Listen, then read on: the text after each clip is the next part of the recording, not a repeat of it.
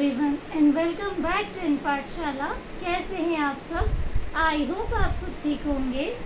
तो जैसा कि आप सभी जानते हैं, आज है टीचर्स डे 5 सितंबर 2024। और सबसे पहले तो मैं अपने जितने भी टीचर्स हैं उन सबको हैप्पी टीचर्स डे बोलना चाहूँगी, क्योंकि आज मैं जो कुछ भी हूँ इनकी वजह से हूँ। और यही वो लोग हैं जिनकी वजह से मैंने टीचर बनने का डिसाइड किया। तो आज कुछ इसी चीज़ पे चर्चा होगी कि टीचर्स डे मेरे लिए क्यों इतना स्पेशल है। और क्योंकि मैं टीचर हूँ तो ऑब्वियसली स्पेशल है। कुछ टीचर्स थे जिनके कारण मुझे लगा कि मुझे भी टीचिंग करियर चूज़ करना चाहिए। और इसका कोई स्पेशल रीज़न नहीं है। वो कहते हैं ना कि शौक बड़ी चीज़ है, तो वो एक नेचुरली मेरे अंदर था भी। बट इन टीचर्स के कारण आज मैं ये सोचती हूँ कि मुझे भी एक अच्छा टीचर होना चाहिए। ये लोग मेरे लिए इंस्पिरेशन बने। तो नाम तो बहुत सारे हैं, बट मैं कुछ टीचर्स के नाम लेना चाहूँगी जिनका मेरी लाइफ में बड़ा स्पेशल रोल है। पहले नाम आता है मेरे इंग्लिश टीचर का। ये वो टीचर थी जो मुझसे बहुत पहले मिली थी। यूँ ही कह लीजिए कि मेरा बचपन जब शुरुआत ही होती है, तो मैं किसी भी चीज़ में अच्छी नहीं थी, ना स्पोर्ट्स में, ना गेम्स में, ना पढ़ाई में किसी चीज़ में अच्छी नहीं थी। तो मुझसे कोई फ्रेंडशिप भी नहीं करता था, इसी वजह से कि कोई स्पेशल बात तो दिखती नहीं है। बस एक ही चीज़ अच्छी थी कि मैं शुरू से टीचर्स को फॉलो करती आई, उनकी बात सुनती थी। भले एक फेलियर थी उस टाइम पर। तो उस टाइम पर क्या हुआ, जब ये टीचर आई थी तो ये मुझे बहुत डांट देती थी। मुझसे कोई भी गलती होती थी तो वो मुझे चिल्ला देती थी कि तुमने ये चीज़ गलत कर दी। तो इस बारे में फिर मुझे ऐसा लगने लगा कि ना तो मेरे फ्रेंड्स हैं और ना मैं अच्छी हूँ पढ़ने में। तो मैंने मेरे फादर से कह दिया कि छोटे में तो ऐसे ही होता है। तो मैंने उनसे कह दिया कि नहीं, अब मैं स्कूल नहीं जाऊँगी, मुझे अच्छा नहीं लगता स्कूल जाना। तो मेरे फादर ने रीज़न पूछा, फिर मैंने उन्हें बताया और उन्होंने कहा कि यदि डांट खा रही हो तो किसी रीज़न से खा रही होगी। बाकी फ्रेंड्स का तो ऐसा है कि जब वो तुम्हारे अंदर कोई चेंज देखेंगे तो ऑटोमेटिकली वापस जाएंगे। तो इस तरीके से उन्होंने मुझे बताना चाहा, मेरे फादर ने मुझे बताना चाहा कि लाइफ में फेलियर बहुत कॉमन चीज़ है, सभी फेल होते जब भी पास होते हैं। तो वो टीचर मुझे पढ़ाया करती थी और उनके कारण आज मेरी इंग्लिश सबसे बेस्ट है, क्योंकि उनकी डांट का ही नतीजा है कि आज मैं इतने आगे हूँ। और उनकी ख़ास बात ये थी कि सभी बच्चों ने बहुत पसंद करते थे डांटने के बावजूद, क्योंकि उनका जो एक नेचर था वो ये था कि यदि आपके पास एजुकेशन नहीं है तो आपके पास कुछ भी नहीं है। तो I am very thankful to Neeta ma'am, उनका नाम नीता था, और जिनके कारण आज मेरी इंग्लिश अभी तक बहुत बहुत अच्छी है और इनफैक्ट इम्प्रूव ही होती चली जाती है। तो अब सेकेंड टीचर का नाम लेना चाहूँगी मैं। तो ये जो टीचर थे ये एक कराटे टीचर थे। तो इन्होंने हालांकि कराटे एक ऐसा सब्जेक्ट है लड़कियों में बड़ा अनइंटरेस्टिंग हो जाता है, बट मुझे लगता है कि उन्हें सेल्फ डिफेंस ज़रूर सीखना चाहिए, क्योंकि आज की डेट में लड़कियों को किसी पर निर्भर नहीं होना चाहिए। तो उन्होंने एक बहुत छोटा सा क्वेश्चन पूछा था कि यदि कोई आपको परेशान करे और आपके पास दो रास्ते हैं, एक लॉन्ग कट है, एक शॉर्टकट है, आप क्या चुनेंगे? तो अधिकांश लोगों का जवाब शॉर्टकट था, बट आई डोंट नो, मेरा तुक्का लग गया लॉन्ग कट, लेकिन मुझे उसका रीज़न नहीं पता था। तो वो टीचर ने कहा कि लॉन्ग कट क्यों लेना चाहिए। लॉन्ग कट, लाइफ में लॉन्ग कट यदि आप फेस करते हैं तो वो कोई बुरी चीज़ नहीं है। लॉन्ग कट का मतलब होता है कि जैसे वो कराटे के कॉन्सेप्ट से यदि बात करें तो लॉन्ग कट का मतलब है कि भीड़ भाड़, जहाँ आप सबके अराउंड होते हैं, जहाँ कोई आपसे कुछ कह ही नहीं सकता तो हाथ लगाना तो दूर की बात है। और दूसरा ये कि शॉर्टकट दिखने में बहुत शॉर्ट लगता है, इजी लगता है, बट बहुत ही टाइम कंज्यूमिंग, रिस्की भी हो सकता है। तो और लॉन्ग कट का एक और फ़ायदा है, आपको रफ्तार के लिए बहुत स्पेस मिल जाता है। तो यदि लाइफ के कॉन्सेप्ट से देखें कि लॉन्ग कट का क्या अर्थ होना चाहिए, लॉन्ग कट का मतलब है आपने सब कुछ कवर कर लिया, आपका जो आपसे कोई एक चीज़ भी मिस नहीं होगी लाइफ में। तो लाइफ में लॉन्ग कट का ये कंसेप्ट था और ये मुझे ज़्यादा समझ आया, और उसका नतीजा यह है कि मेरे पास दोनों कंसेप्ट हैं आज। मैं एक सेल्फ डिफेंस भी जानती हूँ और ऑब्वियसली लाइफ का कंसेप्ट भी मुझे समझ आया। तो I am very thankful to Amit sir. अब मेरी थर्ड टीचर हैं, ये थोड़े से अलग और डिसेंट थे, मतलब कि बहुत छोटा सा कॉन्वर्सेशन था हमारा। तो वो टीचर ने मुझसे कहा, मतलब ये कहते हैं ना कि टीचर के अंदर एक ख़ास बात होती है कि वो हमेशा अच्छी चीज़ को सपोर्ट करते हैं, बुरी चीज़ों को नहीं करते और आपकी क्वालिटी को आगे बढ़ाते हैं। तो ये जो टीचर थे, मेरा एग्ज़ामिनेशन था, मैं बहुत बीमार थी उस टाइम। तो मतलब होता है ना कि अलग जाके एग्ज़ाम दे लो, तो मैंने अलग जाके एग्ज़ाम दिया। तो वो टीचर से मैंने कहा, सर मेरी डेस्क पे एक बुक रखी हुई है, क्या मैं इस बुक को बाहर कर सकती हूँ, क्योंकि ये रूल्स नहीं है, रूल्स के अगेंस्ट है। हो सकता है कि आपके मन में ये थॉट है कि मैं चीट कर लूँगी। तो उन्होंने कहा, वाह ये बहुत अच्छी बात है, स्टूडेंट ऐसा करते नहीं है, स्टूडेंट ये सोचता है कि मैं जल्दी से जल्दी कब आंसर देख लेता। तो उन्होंने कहा कि very nice, I am very impressed. तो मैंने सर से कहा, आई एम सॉरी बट कई लोग इस क्वालिटी को अप्रिशिएट नहीं करते हैं। वो कहते हैं कि यदि आप झूठ बोल रहे हैं और अपने फ़ायदे के लिए झूठ बोल रहे हैं तो वो सही है। तो बोले नहीं नहीं, आपको जिसने भी बताया गलत बताया है। झूठ बोलने का ये अर्थ नहीं है, यदि किसी की हेल्प करो तो झूठ सही है, और यदि अपने लिए करो तो गलत है। और आप इस क्वालिटी को आगे भी रखना, ऐसा नहीं है कि आप ऑनेस्ट हैं तो आप फुलिश हैं। तो ये चीज़ मुझे बहुत ज़्यादा अच्छी लगी। और वैसे वो टीचर कोई ख़ास वो नहीं थे, मतलब कोई सब्जेक्ट नहीं लेते थे, वो हमारे अकाउंट्स के टीचर थे, वो मतलब फ़ीस वगैरह के लिए जाने जाते थे। तो मैं उनके लिए भी थैंकफुल हूँ। अब एक और टीचर हैं, मेरी एक संस्कृत की टीचर थी, जिनके कारण मैं मतलब वैसे लोग संस्कृत को आज भी बड़ा दूरी भागते हैं, जो यंग जनरेशन तो विशेषकर, और उन्हें लगता है कि इतना कौन पढ़ेगा।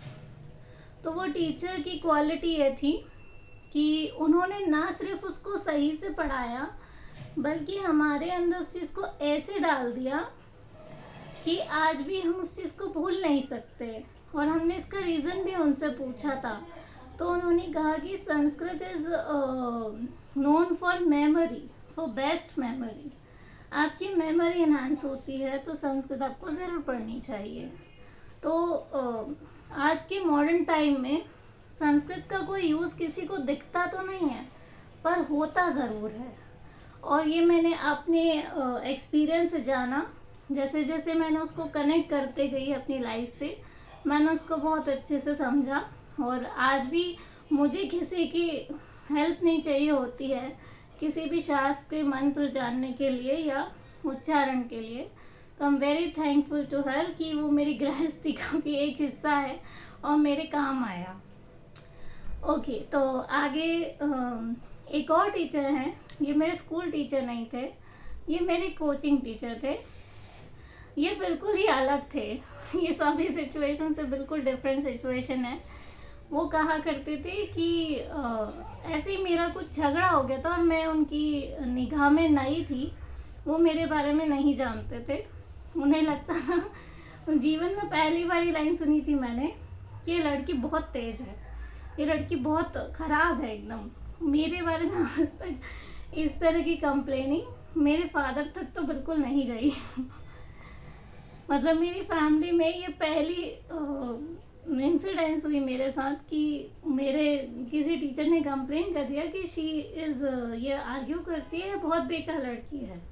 तो मेरे फादर ने उनको कहा कि नहीं हो सकता है उसको कुछ गलत फहमी होगी आपको लेकर, बट ठीक है, मैं उसे फिर भी समझाऊंगा, छोटी है और ऑब्वियसली वो आपकी बात सुनेगी भी। और ऐसा विश्वास देकर और ये चीज़ काम भी कर रही थी ऑब्वियसली। उनकी जो डांट थी वो ज़रूरी भी थी। मुझे मतलब वाकई मैथ्स में मैं बड़ी पुअर थी, मैथ्स के टीचर थे वो, और उनकी वजह से आज मेरी मैथमेटिक्स सबसे ज़्यादा अच्छी है, बीइंग अ कमर्शियल स्टूडेंट। तो I am very thankful to my sir कि उन्होंने ऐसा कहा, ऐसा मुझे बताया। अगर वो ऐसा कठोर व्यवहार नहीं रखते तो शायद मैं बेफिक्र हो जाती, मैं अपनी क्वालिटीज़ में गुम हो जाती, क्या मैं तो बहुत अच्छी हूँ, मुझे पढ़ने की ज़रूरत नहीं है। तो वो चीज़ उन्होंने मुझे क्लियर कर दी। और ये टीचर उनसे भी थोड़े डिफरेंट थे। ये मेरे अकाउंट्स के टीचर थे। इन्होंने ये भी एक कोचिंग टीचर थे। तो इनकी एक चीज़ मुझे बड़ी इंटरेस्टिंग लगी। कमर्शियल स्टूडेंट्स को बहुत क्रिटिसाइज़ किया जाता है इस तरीके से कि ये तो रट्टा मारते हैं, इनका कोई वो नहीं है। एंड मैं मतलब कहना तो नहीं चाहती, बट वो इस वक्त हमारे साथ मौजूद नहीं है, वो 2015 में एक्सपायर हो गए थे। बट ठीक है, उनकी सीख तो आज भी हमारे साथ है। तो उन्होंने एक बहुत दिलचस्प चीज़ की मेरे साथ। मतलब मैं अकेली जाया करती थी, मुझसे वो कहा करते थे कि आप शुरू पढ़ना चाहेंगी या आप सीए बनना चाहती हैं, तो आप इतनी कॉन्फिडेंट हैं कि आगे का पढ़ लेंगी। तो मैंने कहा नहीं सर, मैं तो बेस क्लियर करूँगी, क्योंकि मेरे पहले वाले जो सर थे उन्होंने वही किया, मेरा बेस क्लियर किया, और इसी कॉन्सेप्ट से मैंने मेरा बेस क्लियर करना चाहा। और उनकी जो फीस थी, उन्होंने कहा आप जो देना चाहते हैं वो दे दीजिए। ये सबसे अच्छा था। जब मुझे एक बड़ी कोचिंग से निकाला गया था इससे पहले, तो मुझे काफ़ी अच्छा लगा कि एक टीचर जो होता है वो लालची भी नहीं होता। वो ये सोचता है कि मेरा स्टूडेंट यदि अच्छा हो जाएगा तो वो मेरी कमाई है एक तरीके से। आज वो भी उस चीज़ को आगे बढ़ाएगा, मेरे एक्सपीरियंस से वो अपना एक्सपीरियंस जोड़कर उसे और आगे कर देगा। तो ये एक अच्छे टीचर की क्वालिटी होती है कि मनी माइंडेड नहीं होते हैं वो। तो उन्होंने मुझे एक क्वेश्चन था, मेरे से कईयों बार पूछते थे वो, मतलब वो कुछ चीज़ें ऐसी पूछते थे मुझे उसका जवाब आते हुए भी नहीं आता था। कहने का मतलब है कि मन में तो है पर उसे बाहर नहीं ला पा रहे। तो वो उसका रीज़न पूछते थे कि आपको रीज़न नहीं, एक्चुअली मैंने उनसे पूछा था कि सर ऐसा क्यों होता है कि जब कोई एक क्वेश्चन पूछता है हमें आंसर तो पता होता है पर हम उसे एक्सप्लेन क्यों नहीं कर पाते, हम तुक्के में क्यों चले जाते हैं। तो वो स्माइल कर दिए, बोले इसका एक कारण है कि आपने क्वेश्चन को ध्यान से नहीं सुना। मैंने उनसे कहा कि सर यदि ध्यान से नहीं सुनते तो मुझे आंसर कैसे पता है। तो फिर उन्होंने फिर स्माइल किया, बोले क्योंकि आपने ध्यान से नहीं सुना। मैंने कहा सर मैंने तो वर्ड टू वर्ड सुना, आपने क्या बोला और क्या नहीं कहा। तो बोले कि आप मेरी बात नहीं समझे, मैं आपके राइट कंसंट्रेशन की बात कर रहा हूँ, वो आपने नहीं पकड़ पाए। तो मैंने कहा सर अगर आप थ्योरी और वर्सेस प्रैक्टिकल कह रहे हैं तो थ्योरी तो एक याद करने की चीज़ ही होती है और याद करना रटना नहीं होता, और प्रैक्टिकल जब हम करते हैं तो हमें थ्योरी चाहिए होती है। तो ये कैसे पॉसिबल है कि मतलब थ्योरी और प्रैक्टिकल अलग कैसे हो गए। तब उन्होंने कहा मैं जो कहना चाहता हूँ वो आप तक पहुँच नहीं पा रहा है, तो इसके लिए आप एक काम करना, आप घर जाना और एक एक्सपेरिमेंट करना। बोले कि आप घर पे वीडियो गेम खेलना। मैंने कहा सर मैं गेम्स तो खेलती हूँ पर मैं वीडियो गेम नहीं खेलती हूँ। तो बोले कोई बात नहीं, इस बार थोड़ा सा एक स्पीड वाला कोई गेम खेल के देखना तो आपको पता चलेगा। वो कहने का जो उनका मतलब था वो मैं मतलब खेलने के बावजूद नहीं समझी थी कि ये ऐसा क्यों कह रहे हैं मुझे बार बार, ये मतलब क्या बताना चाहते हैं मुझे। फिर भी मैंने उसे 1 हफ्ते ट्राई किया और 1 हफ्ते बाद मैंने रियलाइज़ किया कि वो स्पीड की बात कर रहे थे। स्पीड का अर्थ हुआ कि जैसे कोई क्वेश्चन है हमारे दिमाग में, वो क्वेश्चन थियोरेटिकली फैक्ट बेस्ड भी होते हैं और अगर आप उसे प्रैक्टिकली अप्लाई करें तो वो डिटेल में भी जा सकता है। जैसे आपसे कुछ पूछा गया कि भाई आपका बर्थडे कब आता है, तो आपने सिंपली बता दिया कि इस डेट में मेरा बर्थडे आता है। लेकिन जब आपसे पूछा जाए कि आपका इंट्रोडक्शन क्या है, आप कौन हैं, तब आपकी जो शब्द हैं, आपका जो प्रेजेंट करने का तरीका है वो बदल जाएगा पहले वाले तरीके से। तो ये चीज़ें होती हैं। और इसका एक और बहुत छोटे शब्दों में कहूँ तो प्रैक्टिकल चीज़ समझने के लिए वो जैसी है वैसा उसको अपने अंदर उतारना होता है। जैसे फॉर सपोज कोई एडिशन वाला क्वेश्चन है तो ऑब्वियसली आप उसको सिर्फ उसमें एडिशन तो करेंगे, सब्ट्रैक्शन तो नहीं करेंगे। एक ये बेसिक चीज़ है। मतलब जैसा आपके सामने वाले ने आपको बताया एग्जैक्ट आपको वही का वही करना है, बशर्ते कि आप ये ध्यान में रखें कि उसमें कुछ भी मिस्टेक नहीं होना चाहिए। तो मतलब जैसा प्रैक्टिकल चीज़ों को समझा जाता है, लॉजिक की जब बात होती है तो आपका सुनना तो इम्पोर्टेंट है ही, और उसके साथ साथ ये इम्पोर्टेंट है कि आप उसमें कुछ भी ऐड मत करिए। जैसे यूजुअली जिन लोगों को लॉजिक समझने में प्रॉब्लम होती है वो चीज़ों में ऐड करते चले जाते हैं, गुम जाते हैं। जैसे कोई थ्योरी का सब्जेक्ट होगा और मैं कोई चैप्टर पढ़ा रही हूँ इंग्लिश का, तो लोग उसमें गुम जाएंगे। कोई स्टोरी सुनाऊंगी तो उसमें खो जाते हैं, और खोना ही होता है क्योंकि स्टोरी का पर्पस यही था कि आप इमेजिन करिए। लेकिन यदि उसी के विपरीत हम कोई साइंटिफिक चीज़ पढ़ रहे हों या मैथमेटिकल चीज़ें पढ़ रहे हों, तब हमारा पर्पस गुमना नहीं होता है, फोकसिंग हो जाता है। यानी कि जो आपको सिखाया जा रहा है पहले आपको अपने टीचर को फॉलो करना होगा, तभी आप एक्सपेरिमेंट कर सकते हैं। तो वो चीज़ मेरे दिमाग से हट जाती थी उस टाइम पर, उसको उन्होंने बहुत अच्छे से क्लियर कर दिया एक गेम के माध्यम से। गेम उन्होंने जो फास्ट गेम मुझे बोला था, फास्ट गेम में कोई दिमाग नहीं लगाना होता, खटाखट मारते चली जाइए, कोई शूटिंग कर लीजिए, शूटिंग वाले गेम होते हैं, तब उसमें ये तो नहीं सोचेंगे कि इधर मारे कि उधर मारे, सीधा मारना है।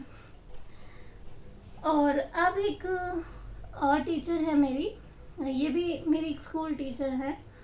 इनका जो मतलब बताने का तरीका था, इन्होंने मुझे एक लाइफ का बहुत अच्छा लेसन दिया जो मेरे लिए आज भी यूज़फुल है। हालांकि मुझे इसमें अभी भी बहुत प्रैक्टिस चाहिए। तो वो था कि मेरी एक टीचर ने मुझे मतलब उन्होंने मुझसे पूछा कि आप ज़्यादा बात नहीं करते हैं, मतलब बहुत शांत रहती हैं आप, और बहुत ज़्यादा डरते भी हैं, सामने में आपके बैठते तो आप घबरा जाती हैं, आप डाउट भी नहीं पूछती, ऐसा लगता है जैसे बस किसी को बैठा दिया है। जबकि आपको देख के लगता है, मतलब जैसे आपके रिजल्ट शो करते हैं, स्कूल की मार्कशीट शो करती है, इसका मतलब है कि लाइफ में कुछ करना तो चाहती हैं, पर वो चीज़ें एक्सप्रेसिव क्यों नहीं हैं, अंदर इनएक्टिव क्यों हैं आप। तो उस चीज़ का मैंने रिप्लाई थोड़ा सा निराशा के टोन में दिया, क्योंकि ऑब्वियसली मैं उस चीज़ में बहुत ही कम एडजस्टिंग थी। मतलब कि ऐसा होता है ना कि कई लोग आपको क्रिटिसाइज़ करते हैं, जानबूझ के आपको गिराने के लिए गलत बातें कहते हैं, आपका कॉन्फिडेंस गिराने के लिए ही जानबूझ के डिस्ट्रैक्टिंग चीज़ें करते हैं। तो मैंने उनको ये रीज़न बताया कि जो हमसे चिढ़ने वाले लोग होते हैं वो हमें पीछे करने की कोशिश करते हैं। तो मैं ये कोशिश करती हूँ कि सामने वाला कोई ऐसी बात मुझसे ना पकड़ ले, मेरी ऐसी बात कोई जान ना ले जिससे मुझे बार बार फेलियर फेस करना पड़े। तो उन्होंने कहा ऐसे तो फिर आप ऐसे ही रह जाएंगी, ऐसे तो आप कभी दुनिया को फेस नहीं कर पाएंगी, आपका स्ट्रगल और बढ़ता चला जाएगा। तो मैंने कहा मैम फिर मेरे पास सोल्यूशन क्या है, मैं कैसे पहचानूं कि सामने वाले का इंटेंशन सही है या गलत है, मुझसे बात करने वाला अच्छे से बात कर रहा है या गलत बात कर रहा है। तो उन्होंने कहा इंसान की ज़बान से ज़्यादा उसकी आंखें बात करती हैं, यानी कि हमारा जो कम्युनिकेशन है वो सिर्फ वोकल नहीं है। ये आपने अपनी बुक्स में भी पढ़ा हुआ है, उन्होंने मुझे कहा कि ये हमने अपनी किताब में भी पढ़ा है। हम एक कमर्शियल स्टूडेंट हैं, हमारे लिए कम्युनिकेशन इज़ वेरी इम्पोर्टेंट। आप अपनी आँखों से भी बात करते हैं, ज़ुबान से करते हैं, सुनते भी कानों से हैं, सब कुछ आपको एज इट इज़ समझ आता है तब जब आपका एक प्रॉपर कम्युनिकेशन सामने वाले के लिए एक्सप्रेसिव हो। यानी कि सिर्फ आपको सुनना या बोलना नहीं है, आप कैसे देख रहे हैं सामने वाले से, कैसे बात कर रहे हैं, कैसे अपने आप को नीचे करके गर्दन करके सामने वाले को ये बता दे रहे हैं कि मुझे कुछ नहीं आता। तो उनके सामने कॉन्फिडेंस से रहिए, उन्हें ये मत बताइए कि आप बहुत वीक हैं अंदर से। उन्हें ये लगना नहीं चाहिए कि आप वीक हैं किसी भी मामले में उनसे। तो उसका सबसे अच्छा तरीका है कि अपनी वीकनेस किसी को मत बताओ, और जब वो आपसे कुछ कह रहे हों तो उसकी जो अच्छी चीज़ें हैं बस उसको ले लो और ख़राब चीज़ों को जाने दो। और ये चीज़ धीरे धीरे आप शुरू कर दो, क्योंकि वैसे भी आप बहुत लेट हो गए हैं इसमें। बट हाँ, फेलियर है तो आगे बढ़ने के लिए अपॉर्चुनिटी भी मिलती है। तो अपने आप को जो अपने अंदर का डर है, एक फियर है, एक सोशल फियर है, इसे कम करते चले जाओ। ये बहुत इम्पोर्टेंट है तुम्हारे लिए। तो फिर मेरे को ये बात काफ़ी अच्छी भी लगी और मुझे बहुत काम आई आफ्टर कॉलेज। मतलब जब मैंने कॉलेज में एडमिशन लिया उसके बाद ये चीज़ मेरे बहुत काम आई, क्योंकि मेरे जो साथ पढ़ने वाले बच्चे थे वो सही में मुझे बहुत परेशान करते थे बट ठीक है, मैंने उसे एंजॉय भी किया और वो लोग भी चाहते थे कि कहीं ना कहीं वो उस चीज़ को इम्प्रूव करती। वो तो एक नॉर्मल जो लाइफ की छोटी छोटी बातें होती हैं सबके साथ होती ही हैं, बट उस चीज़ ने मुझे काफ़ी इंस्पायर किया। So I am very thankful to my Karuna ma'am. उन्होंने मुझे लाइफ का इतना अच्छा लेसन दिया और मेरे फादर से भी वो बात करती रहती थी, तो उन्हें काफ़ी अच्छा लगा। उन्होंने मेरी क्वालिटीज़ को अप्रिशिएट भी बहुत किया। वो मुझे एक अच्छा कंफर्टेबल इन्वायरमेंट भी देती थी और बहुत ज़्यादा प्यार से रखती थी कि ये जल्दी से जल्दी ओपन हो जाए सबके सामने। तो I am very thankful to all teachers जिनकी वजह से आज मैं अच्छी हूँ। और एक और लास्ट नेम है, मेरे जो गुरुजी हैं उनके कारण तो लाइफ में ऐसा चेंज आया है कि मतलब अब कोई दूसरा चाहिए ही नहीं ऐसी वाली स्थिति हो गई है। मतलब बहुत पॉजिटिव हैं वो, क्योंकि नाम ही गुरुजी है। गुरु का तो अर्थ टीचर से भी कहीं ज़्यादा ऊपर होता है। उन्होंने लाइफ के इतने अच्छे लेसन्स मुझे दिए हैं कि मैं चाहकर भी मतलब उस चीज़ को कभी चुका नहीं पाऊँगी। तो उन्होंने ये बताया कि जैसे एक सेंसिटिव नेचर है मेरा, इन सिंपल वर्ड्स में कहना चाहूँगी कि उन्होंने ये बताया कि अपने आप से कैसे प्यार करें, अपने आप को खुश कैसे रखें, अपने आप को कभी किसी पे निर्भर कैसे ना रखें, आपको आत्मनिर्भर कैसे बनना चाहिए।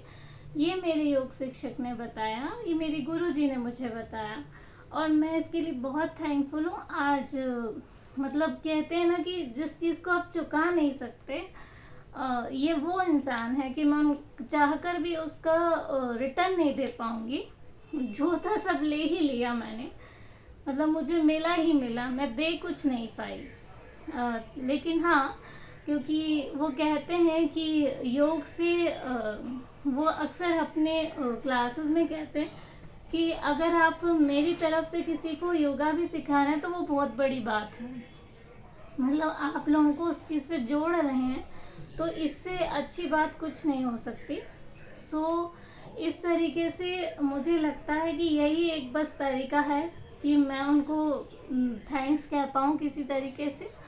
तो आज का वीडियो था इसी बारे में, और इसी के साथ साथ अब मैं अपनी बीएड की सीरीज़ लाने वाली हूँ। अब जो मेरी सीटीईटी के जो नोट्स वगैरह हैं वो मैं आपसे शेयर करूँगी। कुछ लोगों की मेरे पास रिक्वेस्ट आई थी, एक्चुअली ये रिक्वेस्टेड वीडियो ही है। उन्होंने मुझसे कहा कि आप सीटीईटी का अच्छा कंटेंट बनाते हैं, मतलब खुद आप उस चीज़ को अच्छा एक्सप्लेन करते हैं, तो आप उसे एज अ यूट्यूब भी पढ़ाना चालू करते हैं। तो हाल फिलहाल मैं सिर्फ साइकोलॉजी पर वीडियोस बनाऊंगी, और जैसे जैसे हम आगे बढ़ेंगे तो डिस्कशन आगे होते भी रहेंगे। तो उन लोगों की रिक्वेस्ट पर ही मैं अब इस सीरीज़ को चालू करने वाली हूँ। तो आई होप आपको अच्छा लगा होगा आज का वीडियो, और मेरा चैनल भी अच्छा लगा होगा। यदि आप चैनल पे न्यू हैं तो प्लीज़ मेरे प्लेलिस्ट को एक्सप्लोर कीजिए, उसमें काफ़ी सारी चीज़ें हैं। उसमें योगा है, उसमें एजुकेशन है, सब कुछ है। और यदि आप कुछ नया चाहते भी हैं तो मुझे ज़रूर बताइएगा। Thanks for watching, bye.